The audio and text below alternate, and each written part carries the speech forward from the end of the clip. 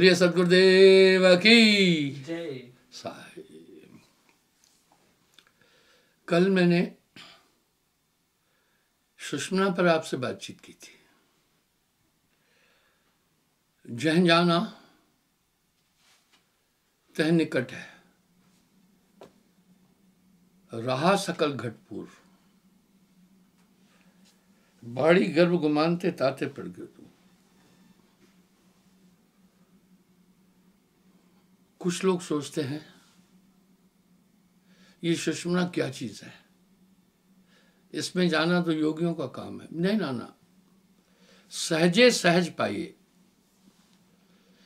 हमारे शरीर में ऊर्जा का अगर कोई तंत्र है तो श्वास है। हम सबको ये बात ठीक से समझनी होगी। शरीर के अंदर 7 चक्र हैं, सब पर देवता है, अपना अपना काम कर रहे हैं। ये तो वेद विद भी है। ये उल्लेख तो धर्मशास्त्रों में भी आ रहा है।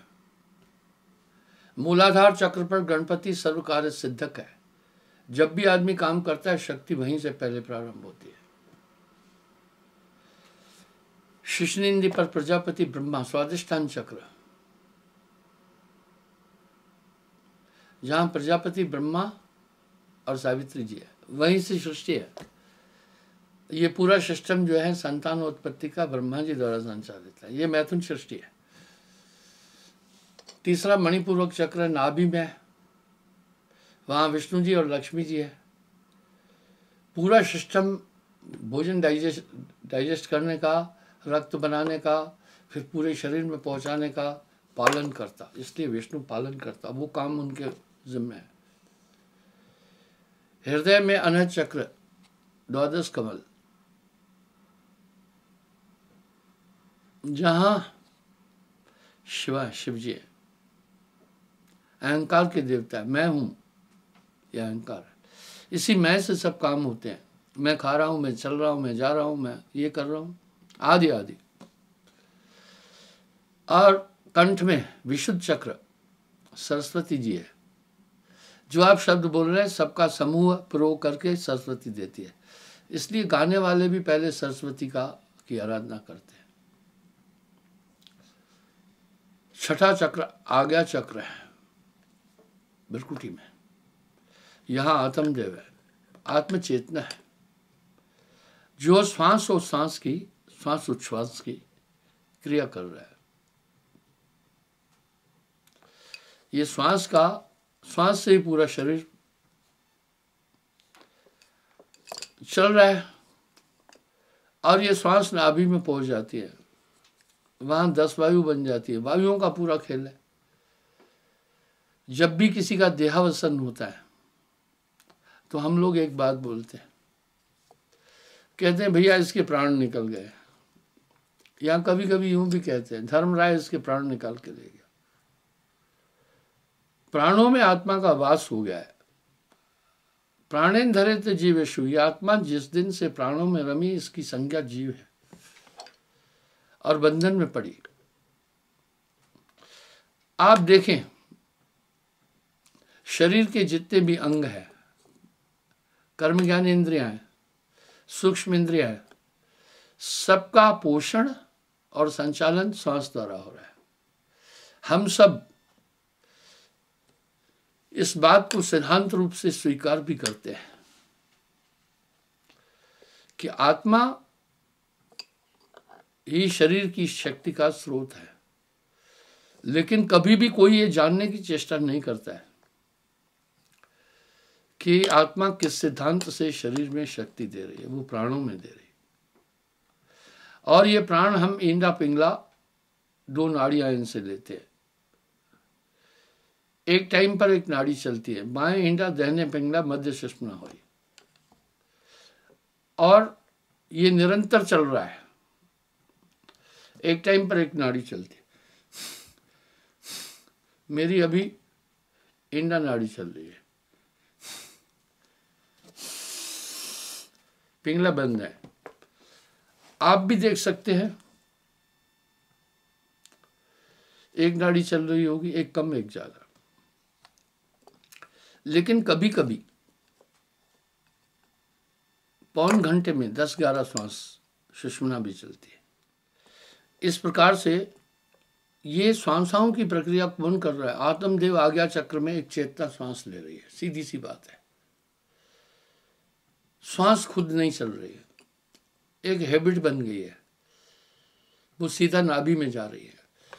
जैसे हम सब चलने की हैबिट है, सोचते जाते हैं, देखते जाते हैं, बात करते जाते हैं, तो भी हमारे पांव चलते हैं।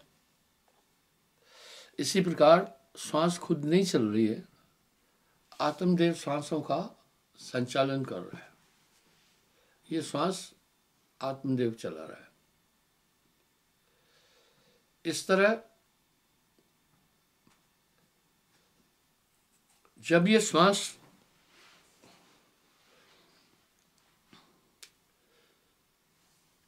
ऊपर की तरफ चलती है, गुरु बताता है।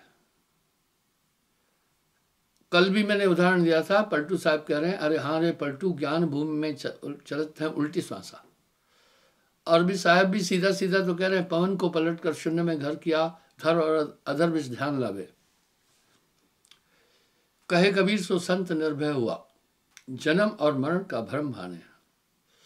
अब माला श्वासों श्वास की फेरेगा कोई दास। हमारी श्वास की एक हैबिट हो गई है, नाभि दल में आना।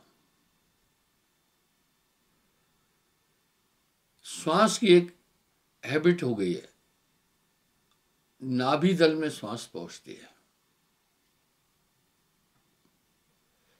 यहां ही 10 वायु बनती है। इसी तरह ये पूरा शरीर चलायमान हो रहा है। कई बार मैंने एक चीज का उल्लेख किया कि मरते मरते जगमुआ, मरण न जाना कोई, ऐसी मरनी ना मरे जो बढ़ न मरना हो। ये साहब के शब्द है। इसी की पुष्टि नानक देव जी भी वाणी में कह रहे हैं, जीवत मरिए भवजल तरिए, जीवत मरिए भवजल तरिए। फिर साहब अपने शब्द में कह रहे हैं, जा मरने से जग डरे, जा मरने से जग डरे, मेरे मन आनंद,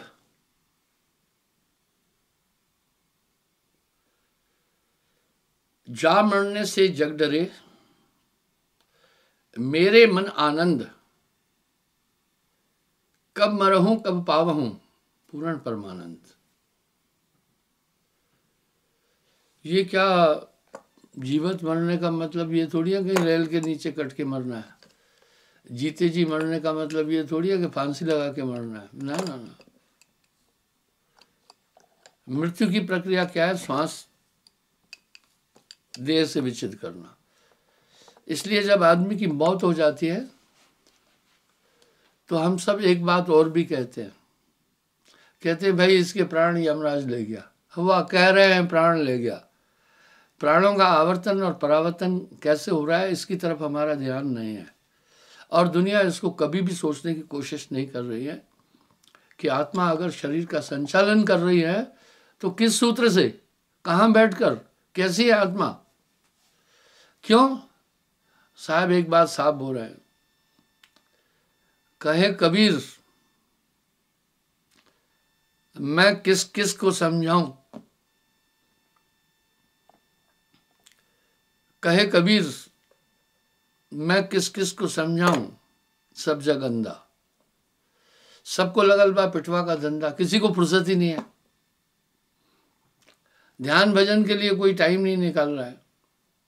तो इस प्रकार से आत्मदेव आज्ञा चक्र में बैठकर श्वासों का वो कर रहा है। अब कमल शोधा किया, पवन को पलटकर शून्य में घर किया, यही तो गोस्वामी जी भी बोल रहे हैं। अब यहां क्या हुआ? श्वास कंसंट्रेशन से ही ऊपर जाएगी, गुरु विधि बताएगा। ये सहज मार्ग है।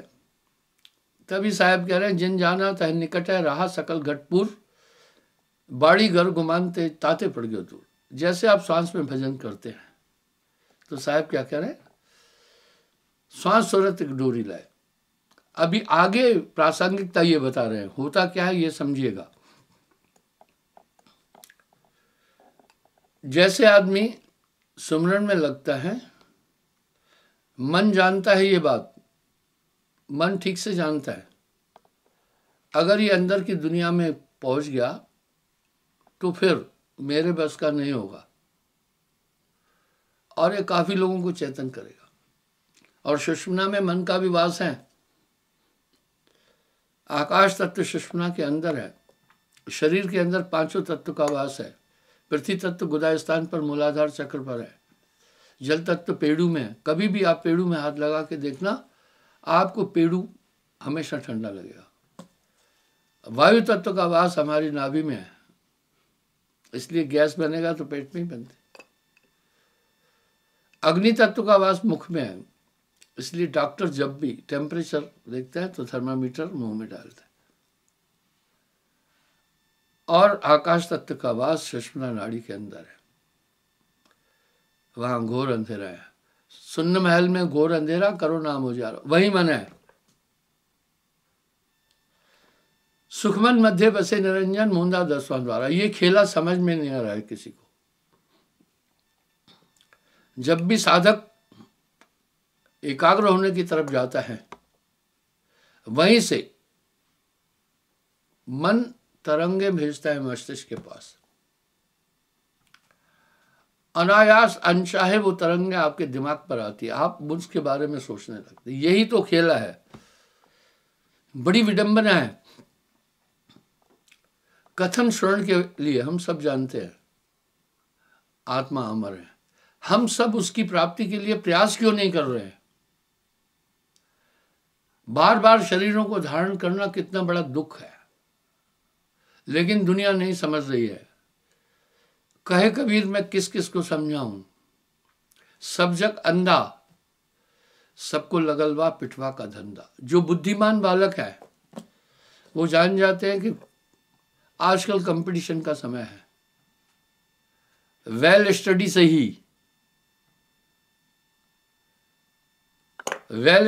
ही हम अच्छा रिजल्ट प्राप्त कर सकते हैं। इसलिए जुट जाते हैं, वो जुट जाते हैं। यहां साहब भी एक शब्द कह रहे हैं, जिन खोजा तिन पाया, गहरे पानी पैठ, मैं बूढ़ी बूढ़न डरी रही किनारे बैठ। तो सबको मन बाहर उलझा रहा है। क्या साहब की चेतावनी है, कितने सहज शब्द है। आप वेल कंसंट्रेट होकर के जब आप सुमरन कर रहे हैं, सभी चीज उसमें आ जाएगी। कितनी सरल भाषा का प्रयोग किया है कबीर साहब ने। याविद जो कोई मन को लगाए, मन के लगाए प्रभु को पाए, जैसे नटवा चढ़त बांस पर नटनी ढोल बजाए। वाह। जैसे माताएं मैंने जल भरने जाती हैं, जैसे कामिनी जाए कूप पर, कर छोड़े बतलाए, आपन रंग रचे सखियन सब संग, सूरत घड़े पड़ रहा है। आगे साहब क्या कह रहे हैं, खावता पीवता जागता सोवता, कहे कबीर सो रहे माई। और नानक देव जी क्या बोल रहे हैं पता है, नाम खुमारी नान का चढ़ी रहे दिन रात, तब अजपा बन जाएगा, ऑटोमेटिक हो जाएगा। कैसे ऑटोमेटिक हो जाएगा? आप ऑटोमेटिक श्वास ले रहे हैं, आप श्वास ले रहे हैं और नाभि में पहुंचा रहे हैं, ऑटोमेटिक आप सब काम कर रहे हैं। तो खावता पीवता, खावता पीवता जागता सोवता, कहे कबीर सो रहे माई। आगे साहब कह रहे हैं उसके बाद फिर विलग नहीं होता है, एक कुमारी बनी रहती है, इसको अजपा स्थिति बोलते हैं। आप शायद नहीं जपें तभी भी वो उधर ही चलती रहेगी सांस आपकी। अब जब वहां ऐसा होता है, पहले तो मन बड़ी धुंध मचाता है, धीरे धीरे साधक बैठे बैठे समझ जाता है। और यहां भी साहब एक शब्द चेतावनी का कह रहे हैं, बनत बनत बन जाई। वाह, बनत बनत बन जाई, साहब के द्वारे लग रहे भाई। तो जब ये वृत्ति बन जाती है, अब वो श्वास में सुमरन कर रहा है, कहे कबीर सुधियो राखो जो सुई बिच डोरा। हम सुई में जब डोरा डालते हैं बहुत कंसंट्रेट होते हैं, बस उस समय फिर क्या होता है, सबसे पहले एकाग्रता बहुत बड़ी चीज़ है। मैं लोगों से हमेशा एक प्रार्थना करता हूँ, दिव्य दृष्टि आपके ध्यान के अंदर है, ध्यान धर देखिया। अब साहब इसकी पुष्टि तो कर रहे हैं, सूरत से देख सके वह देश, सूरत यानी कंसंट्रेशन। तो साधक जब इस प्रकार जब सुमरन लगा रहता है, नाम खुमारी नान का चढ़ी रहे दिन रात, तो ऑटोमेटिक सांसें ऊपर की तरफ चलने लगती है। क्या बात है, पलटू साहब ने एक ही शब्द में तो पूरी बात कह दी। अरे हाँ रे पलटू, ज्ञान भूमि के बीच चलता है उल्टी सांसा। अब जब ये पूरा नेचुरल है, पूरे शरीर की ऊर्जा श्वास थी, श्वास ऊपर चली गई, मामला खत्म। ज्ञान गुदड़ी में भी साहब ने इस तथ्य को बहुत साफ साफ बोला है। तो जैसे आप स्मरण करते जाएंगे, ऑटोमेटिक ये चीज होती जाएगी, ऑटोमेटिक होती जाएगी। बड़ा साफ दिशा दी है साहब की वाणी में, कहीं पर प्रतिरोध और कंट्राडिक्शन नहीं है। अब साधक को एकाग्रता एक आनंद है, आनंद हमारी आत्मा की वृत्ति है। जब वो आनंद मिलने लगता है, कबीर जाने संत जन सुमरण समकश ना है, तो फिर दुनिया के आनंदों की तरफ से उसका ध्यान हट जाता है।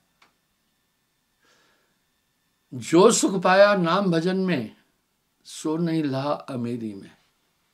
अब वो कहां से आनंद आता है? आनंद तो हमारी आत्मा की वृत्ति है। जैसे जल की वृत्ति शीतलता, अग्नि की वृत्ति ऊष्मा, चाहे चंदन की लकड़ी भी डालना, जब जलेगी ऊष्मा देगी। वायु की वृत्ति स्पंदन,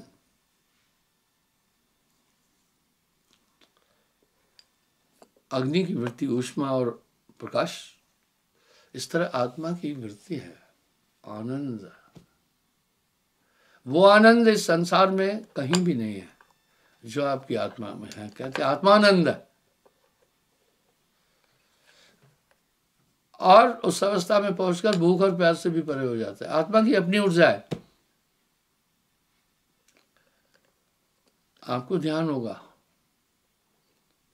मैंने रशिया में किसी बौद्ध भिक्षु का एक स्ट्रक्चर दिखाया था।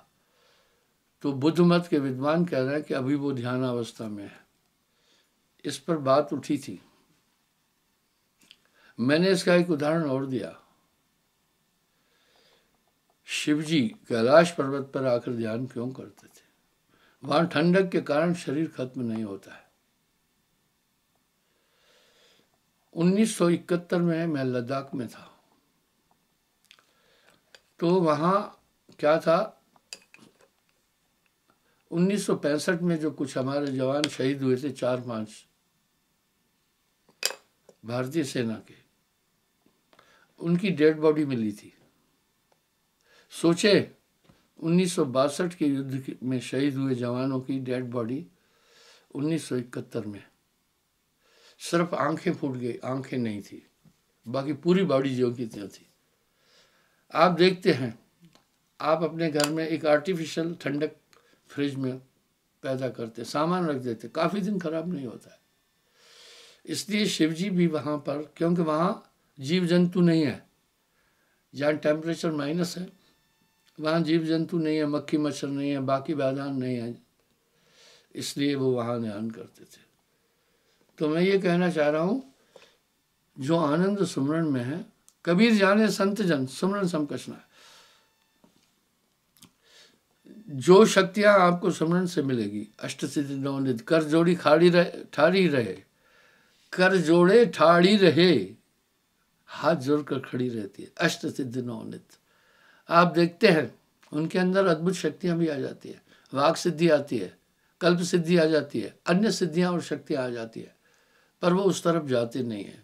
इस तरह ये सब सुमरण के अंदर है, ये सब सुमरण के अंदर है। बच्चा जब प्रारंभिक स्थिति में स्कूल में पढ़ने जाता है, उसको पठन पाठन बहुत मुश्किल लगता है। युक्ति आ जाए तो फिर बहुत आसान है, जो जानते हैं। मेरा एक भाई अनपढ़ था, अपने बेटे को पढ़ाने के लिए काफी जागरूक था। मैंने उसको पूछा, बोला आंख होते हुए भी मैं अंधा हूं, क्योंकि कुछ पढ़ नहीं पाता हूं ना, इसलिए यानी शिक्षा का महत्व तो वो एक अशिक्षित आदमी जानता है। वो जानता है कि जीवन के हर पहलू में शिक्षा मेरे लिए सहायक है, तो वो उसमें अपने बच्चे को शिक्षा की तरफ लगाए हुए था। इस तरह कबीर जाने संत जन, कबीर जाने संत जन सुमरण समकृष्ण है। अब यहां क्या है, जब भी किसी चीज का हम प्रयोग नहीं करते तो उसमें विकृति आ जाती है। कोई भी चीज आप देखिए, उदाहरण देता हूं, इंसान जिस मकान में रहता है उसमें एक शैलापन रहता है। अगर मकान बना हो और वीरान रहे, 2-4 साल में खंडहर हो जाएगा। इस तरह सुषुम्ना का वे बंद है थोड़ा। यहां साहब देखिए कितनी प्यारी बात कह रहे हैं, गगन की गुफा को। अब अनाड़ी आदमी क्या जाने, वो तो कहेगा कबीर साहब ने उल्टा सुल्टा बोला, कहीं उल्टा सुल्टा नहीं बोला है। गगन की गुफा को पवन से साफ कर, पल ही पल में ले अजूबा। अब गगन की गुफा को पवन से साफ कर, जो नहीं समझता है सदोकड़ी भाषा वो तो सोचेगा छोड़ो भैया, इसमें कुछ नहीं, अपने बस की बात नहीं है, उल्टा सुल्टा बोल गए। नहीं, अटपट वाणी कबीर की झटपट लिखी न जाए। अटपट वाणी कबीर की झटपट लिखी न जाए, जो कोई झटपट लिखे उसकी दुविधा जाए। अब गगन की गुफा क्या, बंकनाल, इंडा और पिंगला के बाद हमारी ये नाड़ी जाती है, थोड़ी मुड़ती है, टेढ़ी, भंवर गुफा की तरफ जाती है। बंक कहते टेढ़े को। साहब कह रहे हैं, बंकनाल में घोर अंधेरा, अंधकार है, करो नाम उजियारा। इसलिए रास्ता नहीं सूझता है, लेकिन नाम की रोशनी जब आ जाती है साथ में तो वो रास्ता समझ में आता है। अब वहाँ काई मकोड़ियाँ जैसे बाहर किसी चीज़ का हम प्रयोग नहीं करते आते हैं, इस तरह सुषुम्ना जो बंकनाल है वहाँ अवरोध आ गए, क्योंकि आदमी कभी उस तरफ गया ही नहीं। गगन की गुफा को पवन से साफ कर, फिर पल ही पल में देख अजूबा। इस तरह शून्य महल में घोर अंधेरा, करो नाम उजियारा। शून्य महल में घोर अंधेरा, करो नाम उजियारा। तो वहां जैसे ये सुमरण की तरफ चलता है, गुरु विधि बताता है सुषुम्ना में धंसने की, समझ में आ जाता है पूरा खेला। जिन रास्तों पर इंसान नहीं चलता है वो रास्ते भी खंडहर हो जाते हैं, लोप हो जाते हैं। इस तरह आदमी अधोमुखी है, यही माया ने उलझाया। यहां साहब ने थोक में एक शब्द कह दिया, सुखमन मजे बसे निरंजन मूंदा 10वां द्वारा, उसके ऊपर मकर तारे चढ़ो संभार संभारा। सुषुम्ना में मन का वास है, वो धकेलता है नीचे की तरफ, वो ऊपर नहीं जाने देता है। साहब तो कह रहे ना, सुखमन मध्य बसे निरंजन मूंदा 10वां द्वारा, उसके ऊपर मकर तार है चढ़ो संभाल संभारा। और साहब वाणी में फिर क्या बोल रहे हैं, कुंजी बताए दूं मैं ताला खुलन की, करो रे जतन सखी साहब मिलन की। जब इन सदोकड़ी भाषाओं को लोग नहीं समझते हैं तो क्या कहते हैं, अटपटिया। इसलिए ये सुमरन के अंदर ये पूरी शक्तियां निहित है। वाह, कबीर जाने संत जन सुमरन सम का सुना है। तो बच्चा प्रारंभिक स्थिति में पढ़ने को बहुत बड़ा बोझ समझता है, लेकिन जब विद्ध हो जाता है, शिक्षित हो जाता है, शिक्षा का महत्व समझता है। मैंने उदाहरण दिया ना, एक बच्चा कलम यूं पकड़ा और यूं यूं लिखने लगा और खुश होकर मुझे कहने लगा,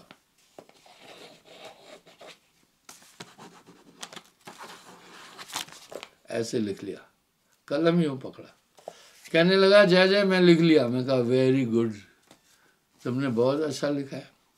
लिखना क्या है, लकीरें खींचना है, और क्या है, बस पता चल जाए। उदाहरण के लिए क्या लिखने के लिए हम एक लकीर खींचे यूं, एक वक्राकार लकीर खींचे, एक फिर यूं, क्या हो गया, ये लकीरें ही तो है। बिंदु से पूरी सृष्टि है, साहब ने कहा शून्य से। अब आप देखें, जब भी कुछ लिखना है पहले कलम रखी, शून्य तो बनी। इसी तरह शून्यों का अनंत समूह ही अक्षर बन जाता है। यही शून्य थी, हमने यूं यूं किया। आज